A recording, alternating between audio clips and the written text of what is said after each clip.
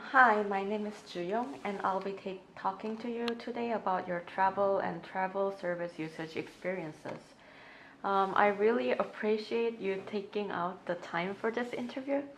The whole interview will last no longer than maybe half an hour. And if you want to stop at any time, that is absolutely fine. Just let me know, okay? We will start with a few general questions about your internet usage, and we will then move to more specific topics. I'm interested in hearing your honest thoughts and opinions. I want you to know that there are no right or wrong answers, and we are not testing you in any way. If at any point you feel uncomfortable, need a break, or want to skip the question or something, then please let me know. Okay? Great, then let's start with some warm-up questions. Can you tell me a little bit about yourself? Like, what do you do and where do you live? What is your hobby? My name is Teddy Chu, and I own a company. I own a software company. We specialize in banking systems development. And my hobby, I like to play baseball and swimming and biking during the weekend. I like to travel a lot. I just went to Yosemite Park and then Lake Tahoe this month with my friends. And then I love camping. I like hiking. Yeah, I like outdoor sports a lot. Great, then now thinking about the internet usage, how much percent of the time of the day do you use internet? I think at least 50 to 60%. And what kind of devices do you use to use internet? I use a MacBook Pro, 13-inch, 2013, and then iPhone 7 Plus, maybe sometimes a Samsung. I don't use iPad because I don't have it here, but I use it sometimes in Taiwan. When I watching TV, I'll use iPad to browse some news or some tweeters. How much percentage of devices would it be like? 50% smartphones, 50% tablet PC, something like that. I think smartphone will be 40%, and then 60% of the time will be laptop. Yeah. I see. Is that because you are usually working? I see. Okay, then now we are going to go into some specific questions about your travel experiences. How often do you travel? Like how many times a year, including like business trip maybe? So, for example, including the like Lake Tahoe trip, like 3 days, 2 days, does that count? Probably not. Like not like a weekend trip, Uh-huh. but like going to different city or Okay. taking airplane, something like that. Maybe 3 to 4 times per year. Yeah, because my family, we usually have a big travel, like annual travel, annually travel during like summer break or winter break. But right now, because my younger sister and I are both working, so we don't have summer break, but we have Chinese New Year break. So for the past 5 years, we just go travel like, far away during the Chinese New Year. I see. So do you usually travel with your family or sometimes with friends or by yourself? Um, like maybe 30% to 50% of the time will be spent with them, and then the rest will be me and my friends. I see. Okay, then now let's talk about how you prepare your travel. Do you usually plan everything in advance before travel? Everything. Not usually. I just pick out a select what days I want to go. So I book the airplane ticket, transportation, like ground transportation, and then hotels. And I don't really think too much about what I can do there, or what tour or what things I'm gonna do. I just go there and then figure out later. So you just booked a hotel and flight and then you don't think about other things? Yeah, maybe I will surf on the internet to browse what I can do here or what makes me interested here. But that's usually before I book the airplane tickets. Like, I want to go Philippines, a small island. It's because they are super famous for their diving place. So yeah, diving. I love diving. So I'll just book a ticket to Philippines and then book a hotel. Yeah, but I'll definitely do something besides diving, right? But I'll figure out later. Oh, I see. Um, how many months, weeks, or days in advance you book flight or accommodations?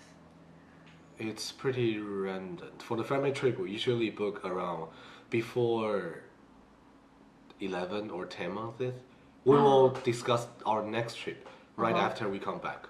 Like this year, like 2018, we're going to Amsterdam, and then yeah, maybe Amsterdam, I guess. Yeah, so family trip will be a lot earlier because it's with my parents. So I want to make them well prepared and then everything settled. For myself, it's pretty random. Like last time I told you, I have a friend in Hawaii, so I'm looking for a ticket to visit them like right away, like tomorrow. Yeah, so it's pretty random. Oh, I see. So there's no average. No average. And can you tell me what kind of travel services you use for preparing your travel? Travel services. Like apps or websites or...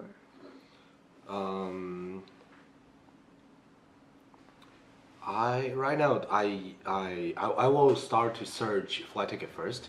I want to make sure that I can arrive on time, and then I will search hotel.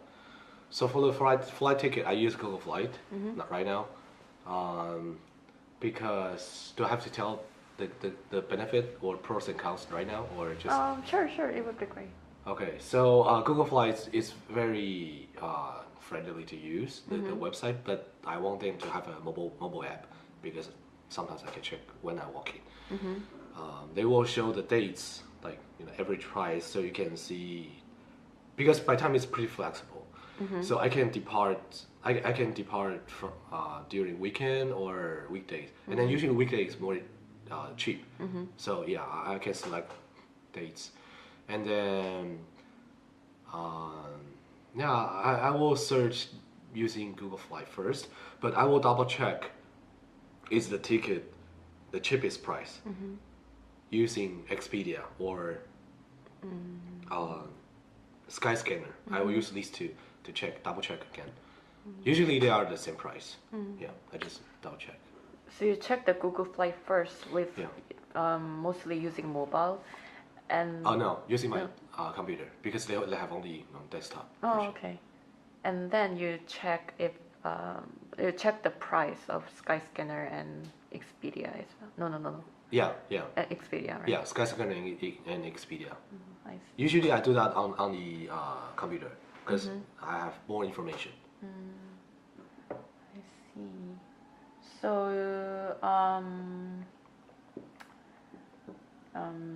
what about the accommodations? When you book accommodations, what kind of services do you use? Like hotels?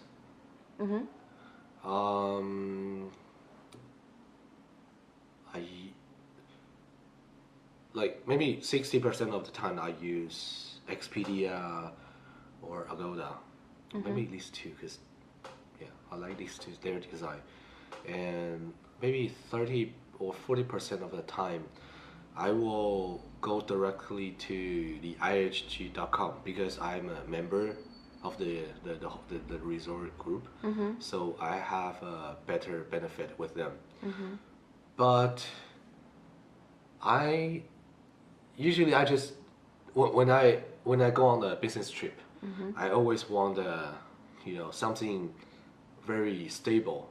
I mean the hotel, the quality of the hotel is very stable. So I usually stay in the Holiday Inn, like any kinds of Holiday Inn.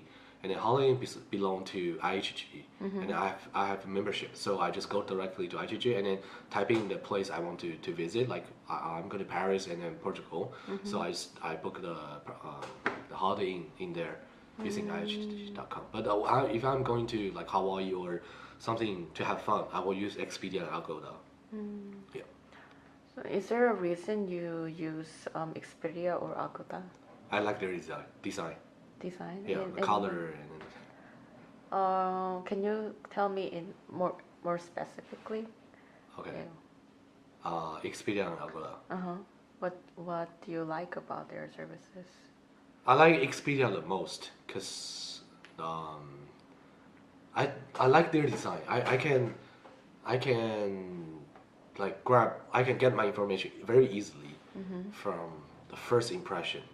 When I click in the hotel, I can get is this I want? No, I can go back. And the color I use yellow. The yellow I like. I like their yellow, like pretty warm and pretty. It's pretty fast, pretty efficient, and also Expedia acquired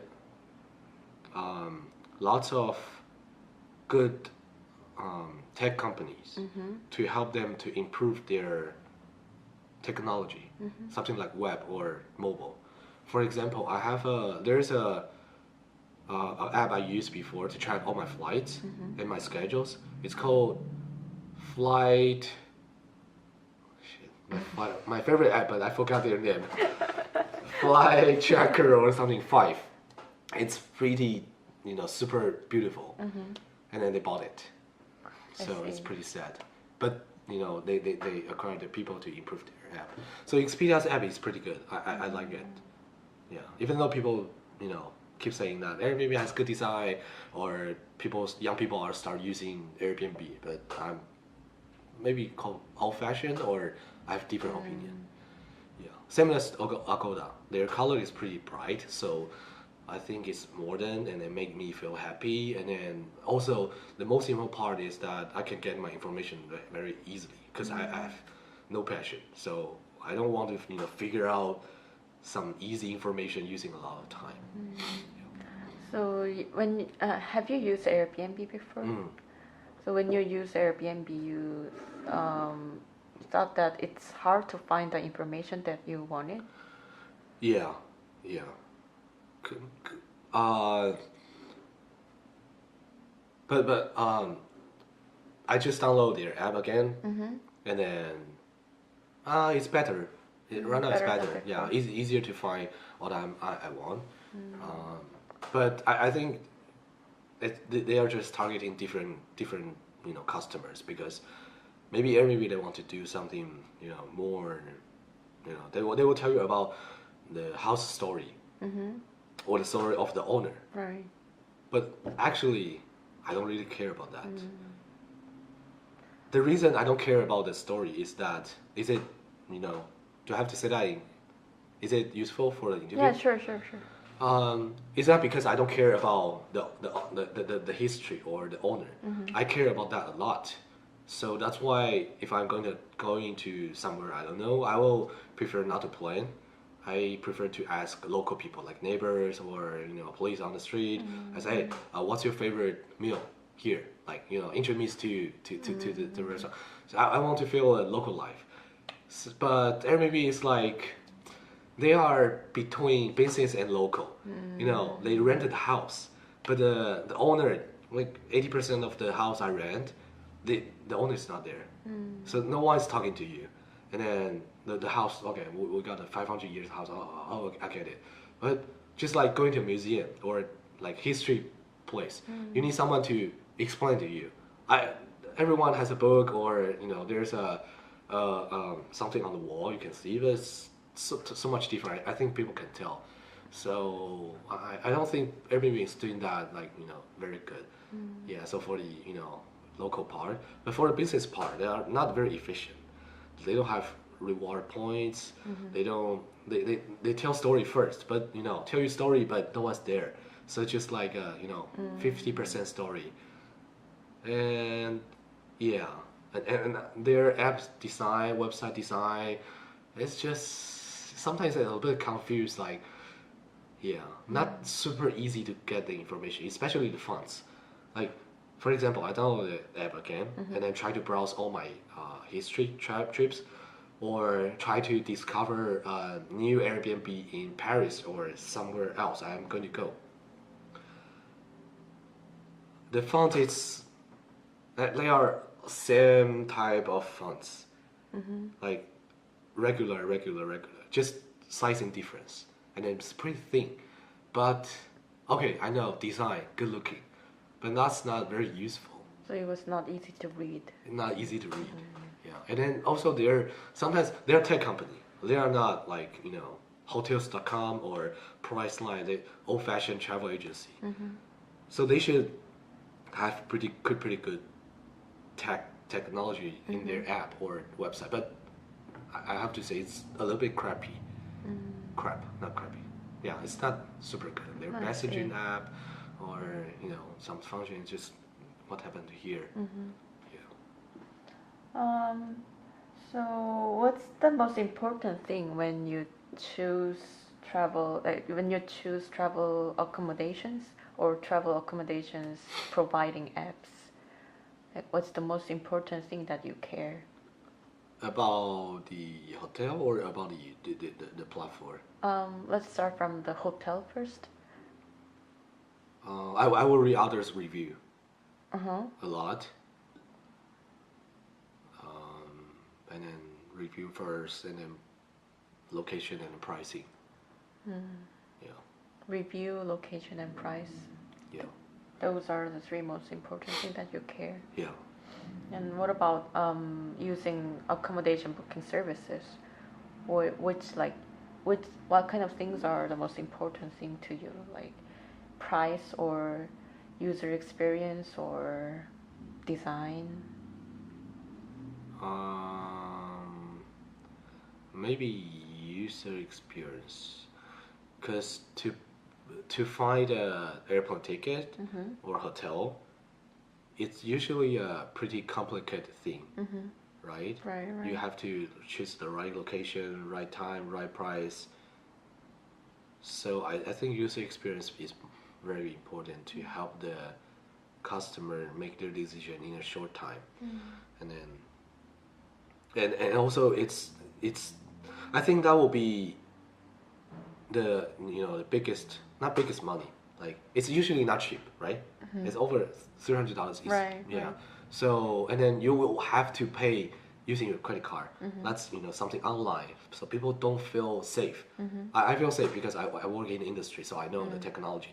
But people like my mom or elder people, they don't trust that, so they will have to do something to help them trust the website. Yeah, and then it's for their flight ticket and then for their hotels. It's very important. You cannot go there without these two, right? Right. It's not like booking a McDonald's. If they don't deliver, yeah, that's fine. Yeah, so I think user experience is really, really important. I see. And on average, how many accommodations do you check before actually booking one accommodation? Like how many? Hotels do you check before actually booking one? Maybe 5 to 10. Maybe 8. 8? Yeah, 10 is too much. So you don't want to look for like 50 accommodations? No. You don't want to do that? No. Okay. Yeah, usually I just use the first page. Oh, I see. Yeah. Then you might use filter a lot when you... Yeah. Like, Yeah. what kind of filters do you usually use? So the website will ask you about location and then date, right? So I will sort I will see location first. Yeah. Because they won't display really bad rating hotel at the very beginning. So they already did that for me. So I will look for the location first, and then the pictures of the inside, the room, and then the price. You said that when you book flight, you check the Google Flight first and then check the price on Expedia or other places. Do you do the same thing do you double check in other platforms when you book accommodations as well? Or do you just use one platform? Yeah. Use one platform? Just use one platform because I believe Expedia and Agoda will provide the best price. Or the price I think is reasonable. Yeah. You think like that depending on your experiences, right? Yeah. How do you compare the price of Airbnb and Expedia and Agoda? Oh, that's a good question. um, so I think Airbnb's price is pretty expensive, especially they don't have daily room cleaning service, and then they don't, provide new towers every day, and then they almost cost me the same, usually. So I think Airbnb is too expensive. No service, and then unstable quality, and then also it's usually I just self-service, like get a check key and then get in and then get out. No one can help me if I have something I want to ask, or but I can the hotels like Holiday Inn or something else, they can fulfill that, and then they have the same price. The most important part is that because I travel pretty random, and sometimes I go on a business trip, so I need instant feedback. Like, can I get it now, or do you have room tomorrow? And then for Airbnb, sometimes you have to chat with the owner. That's pretty stupid. They have instant book, but that's not a majority. So I don't want to book a room and then start chatting with them, and then I won't see them during my stay. It's like it's not efficient. And hotels check available, price good, let's go. Yeah. So depending on what you just said, it looks like when you choose accommodation, the most important thing for you is stability. Like,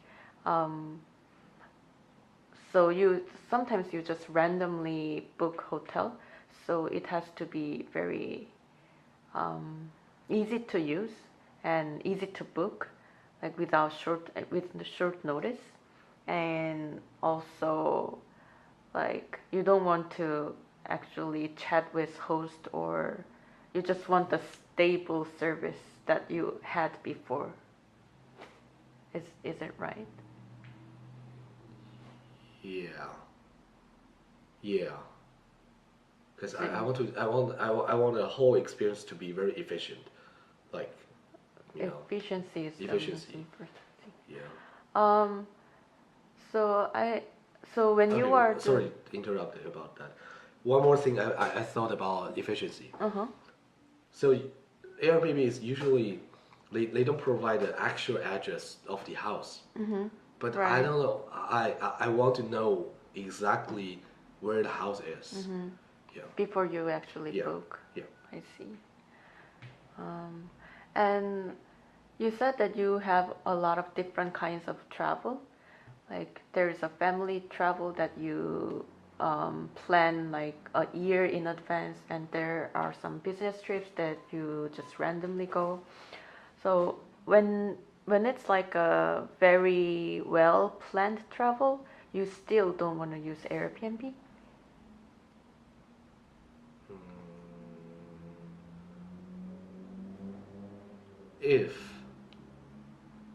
Okay, great question.